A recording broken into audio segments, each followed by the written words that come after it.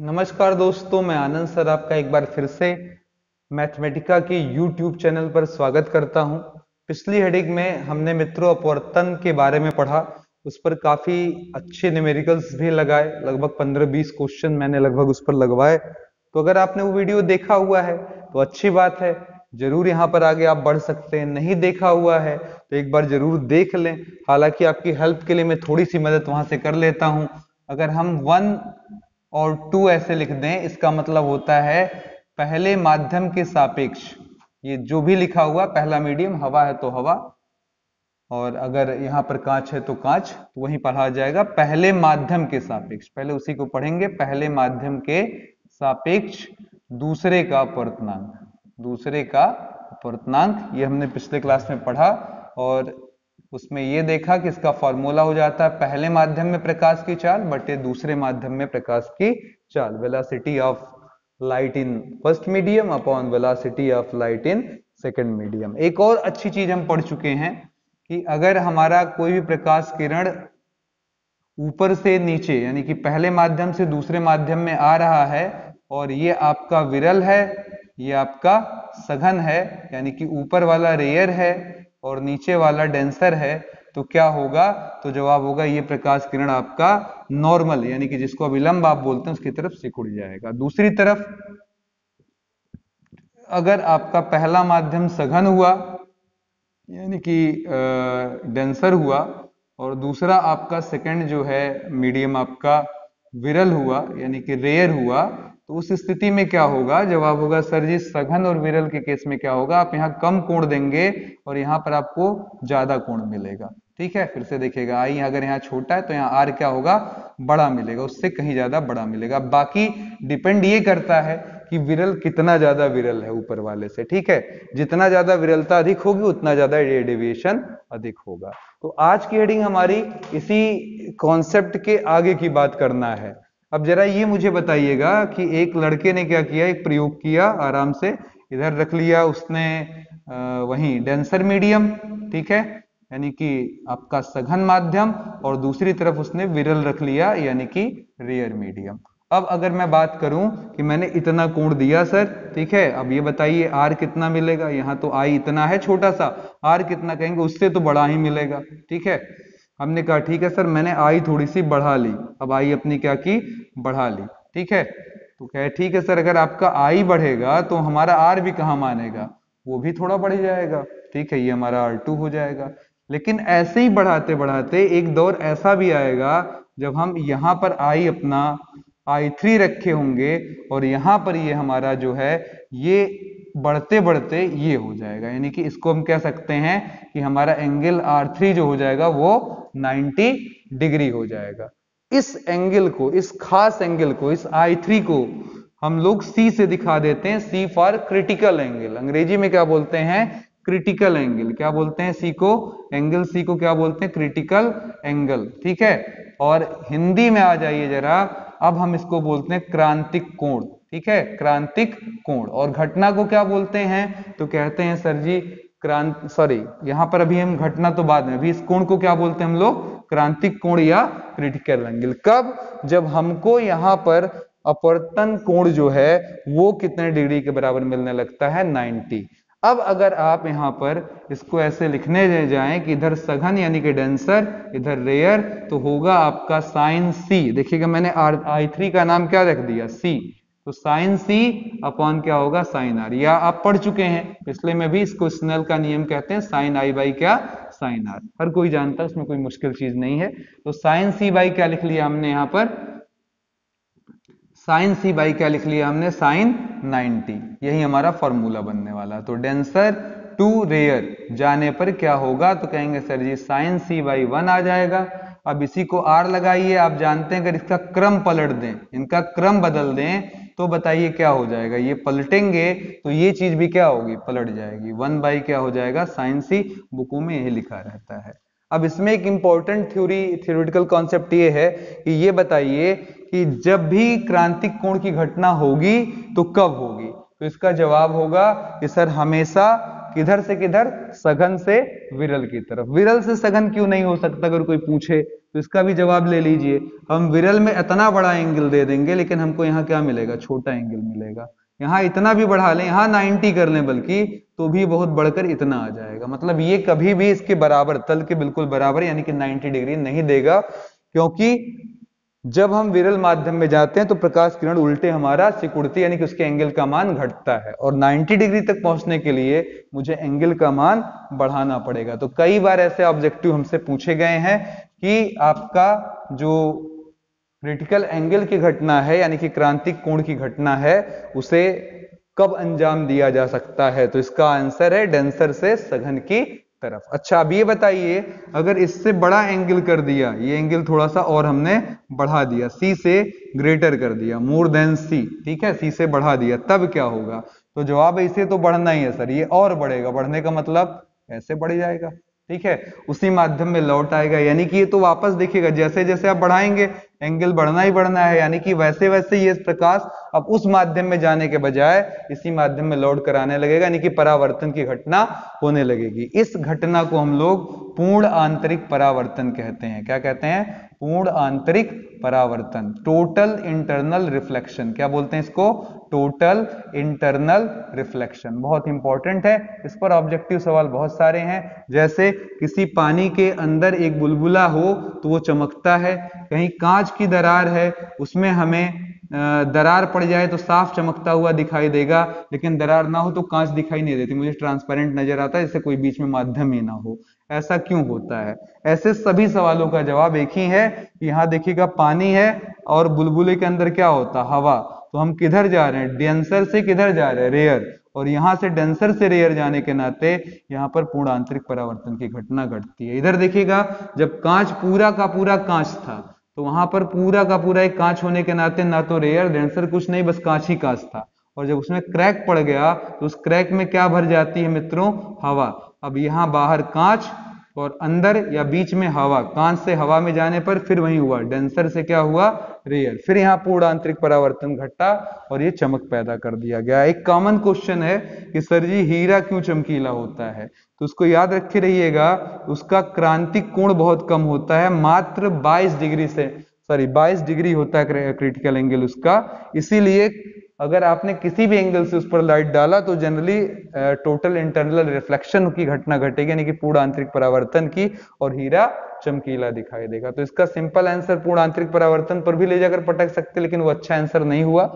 उससे अच्छा आंसर ये है कि इसका क्रिटिकल एंगल बहुत कम होता है, यानी कि क्रांतिक कोण का मान बहुत कम होता है, इसलिए हीरा आपका चमकीला नजर आता है। तो पूरे अच्छे से कॉन्सेप्ट समझ में आ गया है, मैं समझ रहा हूं। अगर ये समझ गए होंगे तो भी इसके न्यूमेरिकल्स आपको बहुत आसान लगेंगे। कोई टिपिकल चीज नहीं है, लेकिन लड़के गड़बड़ाते कहाँ हैं, तो मैं फिर वही बोलूंगा, रेयर टू डेंसर की डेंसर टू रेयर में उसमें उलझे रह जाते हैं। तो अच्छे से समझ लीजिए मैं जो लिख रहा हूं, इधर देखिएगा, हमेशा ये घटना किधर से किधर होगी पहले समझ लीजिए, डेंसर से रेयर की तरफ। इसीलिए आप हमेशा लिखेंगे sine i upon sine 90, r का मान हमेशा 90 होगा, तभी क्रांतिक कोण मुड़ेंगे। अब उस क्रांतिक कोण के समय आई को किससे दर्शा दिया जाता है, याद रखे रहेगा, आई इंसिडेंट एंगल को किससे दर्शा दिया जाता है, सी से। समझ में आ गया है। और इंपॉर्टेंट बात यह है कि अगर हम कभी भी किसी भी अपवर्तंग वाले सिस्टम को उलटते हैं, इधर उल्टा लिखना चाहें, तो ये उसका व्युत्क्रमानुपाती हो जाता है, व्युत्क्रम कर देंगे इसका मान भी आ जाएगा। ये बहुत ही सिंपल सी चीज है जो पिछले भाग में आप पढ़ चुके हैं। तो इतनी छोटी सी चीजें, छोटी छोटी बातें आप याद रखेंगे, आपको कोई तकलीफ नहीं होगी, बड़े आराम से आपका काम इस टॉपिक का बन जाएगा। तो चलिए न्यूमेरिकल लगाते हैं। बहुत ज्यादा न्यूमेरिकल नहीं है, केवल 1 से 2-3 न्यूमेरिकल जो आपको बहुत ही क्लेरिफाई करा देंगे, वही उतने ही सवाल भी इस पर बनते हैं। सुनिएगा, किसी माध्यम का मैं जानबूझकर बोल रहा हूं, आपको मालूम है, अगर मैं जब मैं केवल n लिखता हूं, यहां लिख दूं y, यहां पर मैंने लिख दिया कांच, तो इसका मतलब ये होता है कि इधर कांच और पहला माध्यम क्या हो जाएगा, वायु या निर्वात। ये अच्छे से नोन होना चाहिए, ये पिछले भाग में आपने पढ़ा है। जब हम किसी भी चीज का बोलते हैं, जैसे मैंने बोला हीरे का अपवर्तनांक, तो हीरे का अपवर्तनांक बोलने का मतलब पहला माध्यम कांच होगा, दूसरा माध्यम क्या रहा होगा, हीरा रहा होगा। तो वहां पर हम शॉर्ट में बोल सकते हैं, इतने लंबी चीज को बस ऐसे ही बोल सकते हैं, ठीक है। चलिए, लिखा किसी माध्यम का, ऐसे मैं मिटा देता हूं, सीधे ऐसे लिख देता हूं, एन मीडियम, कोई माध्यम है, उसका अपवर्तनांक 2/√3 है, माध्यम वायु के लिए क्रांतिक कोण क्या होगा। ठीक है, क्रिटिकल एंगल निकालना है। ठीक है, अब यहां का पहले मतलब समझ लीजिए। ये न्योता दे रहा है, यहां इसका मतलब दिखेगा, इसको फिर मैं एक लाइन बढ़ा दूं इस तरीके से। ये बता रहा है कि हमारा प्रकाश किधर से किधर जा रहा है, पढ़ते ही क्या समझ में आ रहा है। पहला माध्यम कौन है, हवा। ठीक है, ए यानी कि हवा, एयर, और एम का मतलब मीडियम यानी कि माध्यम। ठीक है, यानी कि ये आपका कैसा मीडियम है, तो कहेंगे सर जी ये विरल है, और ये क्या है, सघन। ठीक है, अब ये बताइए जब विरल से सघन में जाएंगे तब ये मान दिया है, क्या यहाँ क्रांतिक कोण की घटना घटेगी, तो जवाब होगा बिल्कुल नहीं। क्रांतिक कोण के लिए आप देखिएगा यहाँ पर लाइट किधर से किधर जाएगी, हवा से किस में जाएगी, माध्यम में, और हवा आपका कैसा है, विरल, माध्यम कैसा होता है, सघन। तो आपकी प्रकाश किरण सिकुड़ेगी, कभी 90 नहीं मिलेगा। तो ये केवल आपको भटकाने के लिए बात थी। अब इसको समझिए, आप तुरंत इसको बदल लेंगे अपना कॉन्सेप्ट। क्या कर लेंगे, ऊपर हम क्या कर लेंगे, मीडियम कर लेंगे, और नीचे हवा कर लेंगे। अब ऐसा करते ही क्या हो जाएगा, हम मीडियम से एयर की तरफ आने लगेंगे, और इसका मान कितना हो जाएगा, इतना। सही है, यहाँ पर देखिए कितना हो जाएगा, 2/√3। तो अब हो जाएगा MNA बराबर, बोलिए जरा, MNA बराबर √3/2। अब इधर है आपका मीडियम, इधर हवा। आराम से देखिए, ऐसे लाइट कोई आएगी किसी खास एंगल I या एंगल C के लिए, हमें यहाँ पर परिणाम R का, एंगल R का कितना मिल जाएगा, 90। समझ में आ गया है, तो बोलिए क्या लिख लेंगे यहाँ पर, sin C/sin R। अब मुझे नहीं लगता कि आपको मुश्किल लग रही होगी। √3/2 बराबर sin C, sin 90 की वैल्यू 1 होती है, लिख लिया। साइन कब √3/2 होता है, तो जवाब होगा सर साइन की वैल्यू √3/2 हमें कितने डिग्री पर मिलती है, 60 डिग्री पर। तो C बराबर कितना हो गया हमारा, 60 डिग्री। कोई प्रॉब्लम इसमें, आसान लगा, मुझे तो लग रहा है बहुत इजी है। इसमें बस इतना ही ध्यान देना, कभी भी गलती से भी विरल से सघन की तरफ सवाल सॉल्व नहीं होता, सघन से विरल। तो वो इंफॉर्मेशन जरूर चेक कर लीजिए किधर से किधर की तरफ दिया हुआ है। ठीक है, चलिए नेक्स्ट क्वेश्चन की तरफ चलते हैं।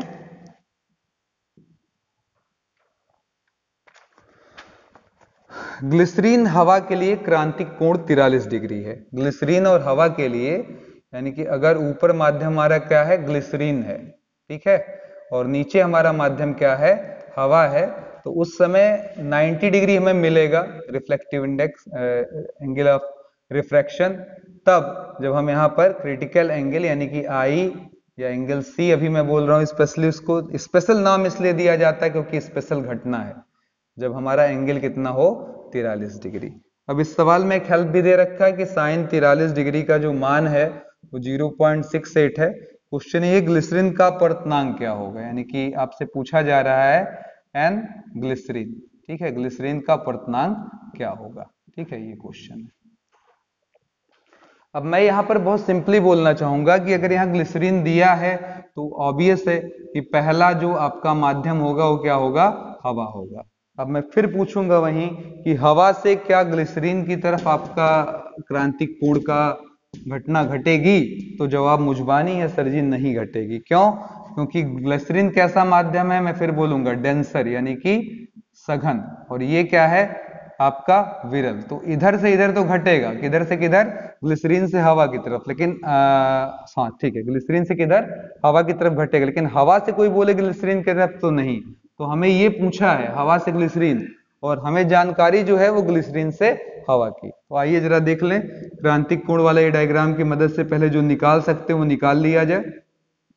यहां पर आपका I या C बोल दीजिए, वैल्यू कितनी है, 43 डिग्री, एंगल R का मान कितना है, 90 डिग्री। तो इस स्थिति में हम इधर ग्लिसरीन लिखेंगे, ग्लिसरीन से किधर आ रहे हैं, हवा की तरफ, है ना, ग्लिसरीन से हवा की तरफ आ रहे हैं, और ऊपर लिख सकते हैं साइन C अपॉन साइन 90। तो साइन C का मतलब 43 डिग्री और 90 का मतलब 1। तो ग्लिसरीन से हवा के लिए मान हमें ज्ञात हो जाएगा आराम से।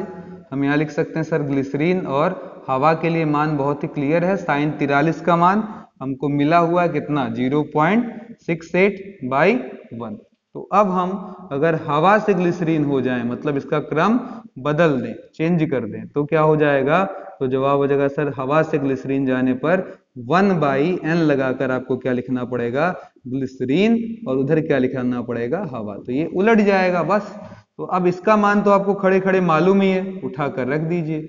0.68 ये कटेगा, ऊपर 100, भाग दे देंगे 100 से एक बार में, दशमलव लगेगा, 32 बचा, 320, लगभग 4 बार चला जाएगा। तो आंसर हुआ 1.4। अपर्तनांक कितना हुआ हवा से ग्लिसरीन की तरफ, या ग्लिसरीन का अपर्तनांक कितना हुआ, इसी को हम इनडायरेक्टली बोलते हैं कितना, 1.4। जब पहला माध्यम हवा होगा तो जो यहाँ नाम होगा वही हमारा आंसर हो जाएगा। तेल होगा तो तेल का अपर्तनांक, हवा होगा हवा का, पानी होगा पानी का। ठीक है, तो मुझे लगता है इन 2 क्वेश्चन से आप अच्छे से इस सवाल को समझ गए होंगे, इसमें बिल्कुल कोई मुश्किल नहीं हुई होगी। ठीक है, चलिए अगली चीज समझते हैं हम। Next, prism.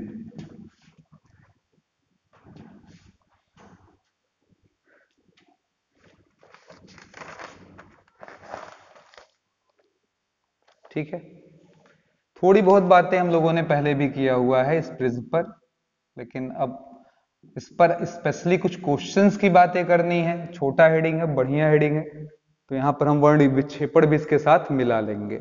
नॉर्मली इसके पहले आप प्रिज्म के बारे में पढ़े हैं कि जब प्रिज्म पर कोई भी लाइट पड़ती है तो क्या होती है, 7 रंगों में क्या करती है, विभक्त कर जाती है। ठीक है, 3 3 6 1 7। और इसमें जो क्रम है आपका, मैं एक बार दोहरा रहा हूं, ये आपने पीछे एक चैप्टर पास विस्थापन वगैरह ऐसा कर 3 हेडिंग एक साथ मिलाकर मैंने वहां दिया हुआ है। ठीक है, वर्ण विक्षेपण भी उसी में कवर मैंने कराया हुआ है, तो वहां की बातों को मैं थोड़ा संक्षेप में याद करा दूं। और संक्षेप क्या, थोड़ी सी थ्योरी है, उसी से सारे क्वेश्चन बनते ही हैं, तो एक बार 2 मिनट के लिए देख लें, फिर हम इस पर आते हैं, स्पेशली जो हमारी हेडिंग है उस पर, न्यूमेरिकल पोर्शन पर। जब कोई श्वेत प्रकाश हमारा इस प्रिज्म पर गिरता है तो क्या करता है, 7 रंगों में बढ़ जाता है। अब इसमें नीचे से ऊपर देखने पर हमें 7 रंग दिखाई देते हैं। कौन सा, विबगार है आपके पास। ठीक है, VIBGYOR। इसमें नीचे सबसे वायलेट, सबसे ऊपर रेड। अब देखिएगा, आप साफ देख सकते हैं कि कोई भी पूछे कि सर जी, ठीक है, अब इसका नाम भी मैं बोल दूं, violet, indigo, blue, green, yellow, orange, red. थोड़ा याद कर लीजिएगा, एंगस्ट्रॉम के मामले में ये 3800 एंगस्ट्रॉम होता है और यहाँ वाला 7800 एंगस्ट्रॉम होता है। मतलब यहाँ से यहाँ तक जो आपका रेंज है दृश्य प्रकाश का, ये क्वेश्चन आ जाता है कि दृश्य प्रकाश का रेंज कितना है। ठीक है, तो दृश्य प्रकाश के लिए हमारा वेवलेंथ यानी कि तरंग दैर्घ्य 3800 से कितना होता है, 7800 एंगस्ट्रॉम। कुछ बुकें इसी को मोटा मोटा लिख देती हैं, 4000 एंगस्ट्रॉम से 8000 एंगस्ट्रॉम। तो दोनों चल जाएगा, अपने लिए कोई बहुत अंतर नहीं, ऑप्शन के हिसाब से आप टिक कर लेंगे। ठीक है, ये दृश्य प्रकाश की रेंज है। अब इसमें भटकाव पूछे सबसे ज्यादा किसमें हुआ, तो मैक्सिमम विचलन किसमें हुआ, आप खुद देख लीजिएगा। ये जाता ऐसे, तो इसमें सबसे पहले आर, अगर ये ना होता प्रिज्म, उसके बाद क्या आता, ऑरेंज, उसके बाद ये येलो, फिर ग्रीन, फिर ब्लू, फिर इंडिगो, और सबसे ज्यादा दूर इससे कौन है, ऑब्वियस है वायलेट। तो मैक्सिमम विचलन किसमें हुआ, वायलेट करण में। मिनिमम विचलन किसमें हुआ, तो जवाब है सबसे पास कौन है स्लाइड के, अगर सीधे निकलता तो रेड। ठीक है, तो सबसे कम विचलन किसमें हुआ, रेड में। ठीक है, आर में। तो यही चीज है जो हमसे ऑब्जेक्टिव में पूछा जाता है। ठीक है, कि 7 रंगों में प्रकाश, किसी श्वेत प्रकाश का 7 रंगों में टूटना क्या कहलाता, ऑब्जेक्टिव बनेगा। तो जवाब है सर वर्ण विक्षेपण। इस घटना को हम लोग क्या कहते हैं, वर्ण विक्षेपण। ठीक है, अंग्रेजी में क्या कहते हैं, कोई पूछेगा तो कह दीजिएगा सर जी स्पेक्ट्रम। क्या कहते हैं, स्पेक्ट्रम। अब इसमें एक क्वेश्चन बनेगा कि दृश्य प्रकाश का रेंज कितना होता है, तो जवाब है 7800 से 8000 एंगस्ट्रॉम। फिर तीसरा सवाल आपका बनता है कि सबसे अधिक विचलन किसमें है, वायलेट में। सबसे कम विचलन किसमें है, रेड में। क्लियर हो गया। फिर उसके बाद इसका दृश्य प्रकाश का रेंज पूछ सकता है, तो आंसर है 4000 से 8000 एंगस्ट्रॉम। अब ये जो विचलन हो रहा है वो कितना हो रहा है। ठीक है, हम इंटरमीडिएट की कहानी पर नहीं जा रहे हैं, बस एक बार कॉन्सेप्चुअली चीजें हमको समझनी है कि क्या है ये, उसके बाद सवाल पर आ जाना है। तो ध्यान से देखिएगा क्या होगा। नॉर्मली अगर मैं बात करूं कि कोई एक लाइट आकर इस प्रिज्म से टकराए तो क्या होगा, बाहर हवा है, एयर है, ठीक है, और यहाँ पर क्या है, ग्लास है। तो ये आपकी लाइट क्या करेगी, अपने मार्ग से विचलित होगी और फैलेगी नहीं बल्कि सिकुड़ेगी। तो सिकड़ गया। ठीक है, फिर बाहर आया तो फिर बोला कि सर जी देखिएगा, इस तरीके से यहाँ पर आपका आई बनेगा अगर बनाना चाहें। ठीक है, फिर यहाँ पर आए, कहे सर जी अब क्या होगा, तो जवाब होगा सर इस जगह जब ये निकलेगा तो यहाँ पर आपका जो आर आएगा अब, यानी कि बाहर निकलने जो प्रकाश किरण होगी वो क्या करेगी, फैल जाएगी। तो इस तरीके से घटनाएं घटती हैं। अब ये जो अंदर जा रही थी किरण, इसका इरादा ऊपर जाने का था, इसको भी अगर मैं पीछे की तरफ बढ़ा दूं, अगर ना इसमें विचलन आता तो ऐसे आता। तो हमारे में कितना विचलन हुआ, ये रास्ता हमारा प्रारंभिक रास्ता है, ये हमारा बाद वाला, तो इनमें विचलन कितना है ये देख रहे हैं, इसी को हम लोग क्या कहते हैं, विचलन कोण बोलते हैं। क्या बोलते हैं, विचलन कोण। इसको और सिंपल में बोलूं, आगत किरण, मतलब जो किरण जा रही है, आगत किरण, और यहां पर क्या है, निर्गत किरण, यानी कि निकलने वाली किरण के बीच का एंगल। ठीक है, ये आगत किरण और ये निर्गत किरण, ये इन दोनों के बीच का अगर एंगल नाप लीजिए तो इसी को हम लोग क्या कहते हैं, विचलन कोण। अब ये हमारा जो एंगल होता है यहां वाला, इसे हम लोग क्या बोलते हैं, प्रिज्म कोण, प्रिज्म एंगल। ठीक है, प्रिज्म कोण या प्रिज्म एंगल। विचलन कोण को हम लोग बोलते हैं डेविएशन एंगल। ठीक है, डेविएशन एंगल। अब कोई हमसे पूछे कि इस प्रिज्म का अपवर्तनांक क्या होगा, यानी कि मैं नॉर्मली बोलूं हवा से प्रिज्म की तरफ हम जाएं, इसी को हम बोलेंगे केवल प्रिज्म का अपवर्तनांक क्या होगा। तो इसका फॉर्मूला होता है साइन ए प्लस डेल्टा जो भी आपका है अपॉन 2 और नीचे साइन ए बाई 2। अब यहां पर एक बात इंपॉर्टेंट है जो बता देना बड़ा जरूरी है, sine a plus delta m max minimum by 2 upon में साइन ए बाई 2, ये सीधा साधा फॉर्मूला, इस पर उठाकर आप रख दीजिए, सवाल सॉल्व। लेकिन मैक्सिमम क्वेश्चन में हमारा प्रिज्म एंगल जो होता है बहुत छोटा, फिर से सुनिएगा, प्रिज्म एंगल काफी छोटा होने के नाते हम साइन को नेग्लेक्ट कर देते हैं, और साइन जब नेग्लेक्ट करते हैं तो हमारे पास जो फॉर्मूला आ जाता है वो हो जाता है ए प्लस डेल्टा एम बाई 2 नीचे ए बाई 2। अब आराम से काट दीजिए और सवाल को लगा दीजिए, इसी पर सॉल्व कर दीजिए, मैक्सिमम क्वेश्चन आपके सॉल्व हो जाते हैं। ठीक है, तो चलिए जरा क्वेश्चंस की बात कर लें इस पर। हमारा अगला क्वेश्चन है,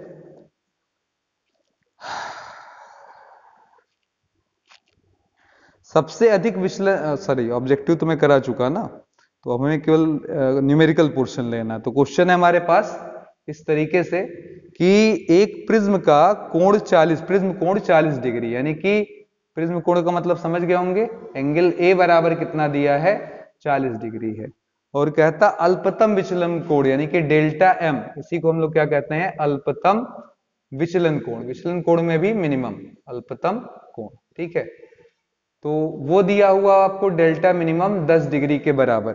अब क्वेश्चन ये पूछ रहा है प्रिज्म के पदार्थ का अपवर्तनांक क्या होगा, एन प्रिज्म क्या होगा। ठीक है, आंसर क्या आएगा, तो हल में आए, कहे सर जी प्रिज्म के लिए सिंपली क्या लगा दिया जाए, तो इधर देखिए ये वाला ए प्लस डेल्टा एम बाई 2 लिखने का कोई मतलब रह नहीं गया, अपॉन में क्या ए, तो बोलिए कितना हो जाएगा, ए का मान 40 है, डेल्टा एम का मान 10 है, नीचे भी ए कितना है 40 है, 50 बटा कितना आ गया 40, काट दीजिए, फिर 4 एक्का में 4, 1 0, 4 दूना 8, 4 पंजे 20, आंसर हो गया हमारा 1.25। ठीक है, 1.25। ठीक है, चलिए अगला क्वेश्चन देखिएगा, एक क्वेश्चन और इस पर बनेगा। इसने क्या दिया है कि एक प्रिज्म का प्रिज्म कोण यानी कि प्रिज्म एंगल जो है वो हमें उसने लिखा एक समबाहु त्रिभुज का अपवर्तनांक, प्रिज्म का अपवर्तनांक, प्रिज्म का अपवर्तनांक दे रखा है आपको एन प्रिज्म कितने के बराबर दे रखा है, √3 के बराबर।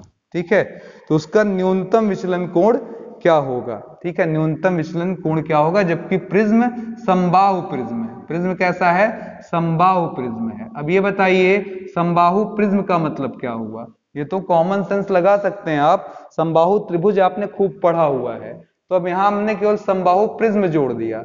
समबाहु प्रिज्म का मतलब, समबाहु पहले त्रिभुज का मतलब यानी कि इक्विलैटरल ट्रायंगल का मतलब, जब हर कोण कितने डिग्री का हो, आपका 60 डिग्री का हो, तो उस समय हम उसको क्या बोलते हैं, आपका समबाहु त्रिभुज बोलते हैं। ऐसे ही किसी भी प्रिज्म का जब आपका शीर्ष कोण यानी कि प्रिज्म कोण 60 डिग्री का हो जाता है तो उसे भी हम लोग क्या बोलते हैं, समबाहु प्रिज्म। तो समबाहु प्रिज्म का फायदा ये हो गया कि आपको एंगल ए मालूम है जो कितने के बराबर है, 60 डिग्री के बराबर है, और आपसे क्या पूछ रहा है, न्यूनतम विचलन कोण यानी कि डेल्टा एम का मान क्या होगा। तो बोलिए क्या कर देना है, एन प्रिज्म लगाया, फिर आगे लिख दिया a plus delta m by a, n के जगह कितना √3, ए के जगह कितना लेना 60, डेल्टा एम नीचे 60 क्रॉस गुड़ा, तो यहाँ पर आपका आ जाएगा 60√3, आगे हो गया 60 प्लस डेल्टा एम, इसको इधर भेज दीजिए, दोनों में 60 कॉमन,